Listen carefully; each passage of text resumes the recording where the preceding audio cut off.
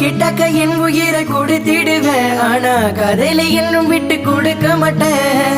பாதியில் என்னை விட்டு விலகி விட்டால் நாளை உனத்துக்கு முன்பு நீ அழுகாது. உன் கையால கொடுத்தல் அந்த விஷம் மருந்து, அத சந்தோஷமா குடிக்க நான் இருக்கின்றேன். உன் கையால கொடுத்தல் அந்த விஷம் மருந்து, அத சந்தோஷமா குடிக்க நான் இருக்கின்றேன்.